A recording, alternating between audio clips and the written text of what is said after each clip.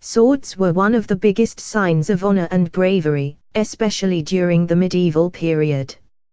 Often, more than people, swords took the limelight in both historical and mythological legends. These swords from both history and mythology have exquisite stories surrounding them, often shrouded in mystery. 1. King Arthur's Excalibur. According to Arthurian legends, Excalibur is the sword that Arthur drew from a stone, which in turn made him the legendary king. This sword is said to have special powers.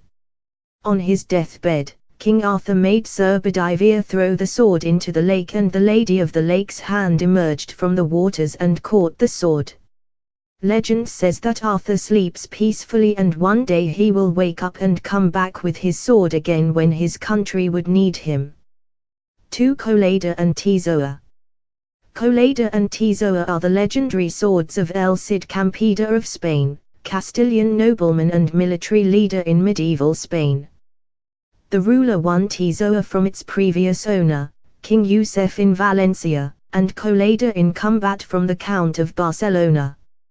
He presented these swords to his sons-in-law. But later, according to the heroic verses of the Cantar de Mayo Cid, Castilian epic poem, when his sons-in-law beat his daughters and then abandoned them on the side of the road, El Cid asked for his gifts to be returned. Afterward, he bestowed Colada upon Martin Antolínez, one of his knights. A sword, alleged to be Colada, is preserved in the Royal Palace of Madrid. 3. Zulfikar. Zulfikar is the legendary sword of Ali ibn Abi Talib, cousin and son-in-law of the Islamic prophet Muhammad, given to him by Muhammad, according to legends. It was generally depicted as a scissor-like double-bladed sword on Muslim flags. It is also commonly shown in Shiite depictions of Ali and in the form of jewelry functioning as talismans or as a scimitar, a short sword with a curved blade, terminating in 2 points. Often, quotes mentioning this sword are inscribed on Islamic swords. Also, as a reference to this legendary sword, Islamic swords are sometimes made with a split tip. 4. Kusanagi no Tsurugi. This is a legendary Japanese sword, an almost equivalent of Excalibur, and one of the 3 imperial regalia of Japan. It was originally called Ame no Murakumo no Tsurugi, Sword of the Gathering Clouds of Heaven, but was later changed to the more popular Kusanagi no Tsurugi, grass-cutting sword. According to Kojiki, the god Susanoo encountered a grieving family, who lost 7 of their 8 daughters to the 8-headed serpent Yamato no Orochi, of Koshi, and was coming to attack the last daughter. Susanoo made a plan to defeat it and in return, asked for the daughter's hand in marriage. He instructed 8 vats of sake, traditional Japanese wine, to be put on individual platforms positioned behind a fence with 8 gates. The monster took the bait and put one of its heads through each gate. This is when Susanoo attacked and chopped off each head and then proceeded to the tails. He found a great sword out of the 4th tail and called it Ame no Murakumo no Tsurugi. 5. Charlemagne's Joyeuse. The town of Joyeuse in Ardèche is apparently named after this sword.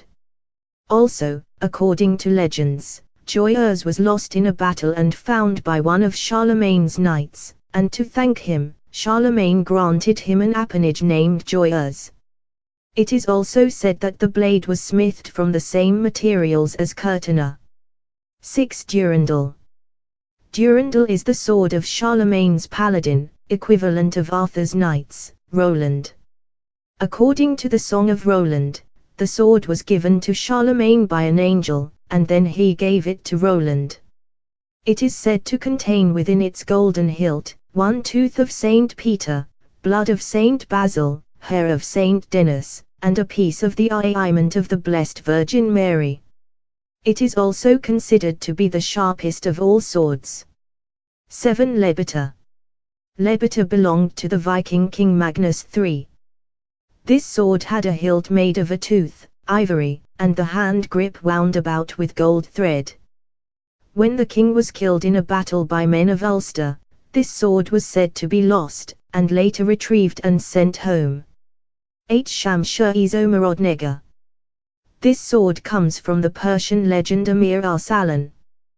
Tales claim that a hideous horned demon called Faladzar was invulnerable to all weapons except this sword. Apparently, it originally belonged to King Solomon, and was carefully guarded by Faladzar, not only because of its value and the fact that it could harm him, but also because wearing it was a charm against magic. A wound inflicted by this sword could only be treated by a special potion made from a number of ingredients, including Faladzar's brains. 9. Wallace's sword.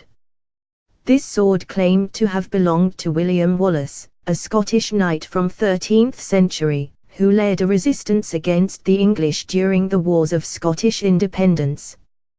The sword was used at the Battle of Stirling in 1297 and the Battle of Falkirk in 1298.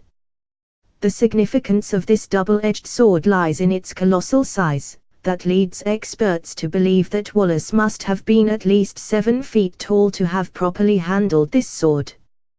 10. Gudgeon. This legendary sword was unearthed in 1965 in China. Despite being buried for over 2,000 years, this sword was in as good a condition as new. On the blade near the handle, there are 8 seal characters that translate to "the sword belongs to the Gudgeon, the king of Yu state." Gudgeon was a famous emperor of China who reigned during the spring and autumn period. Though his state was defeated by the state of Wu, Gudgeon led his army to victory 10 years later, allegedly, with this very sword. 11. Kurtana, the Sword of Mercy. It is a ceremonial sword used during the coronation of the British monarchs. It is considered to be one of the crown jewels of the United Kingdom, and its end is blunt and squared, to symbolize mercy. It has been in use since 1236 and is linked with many legends.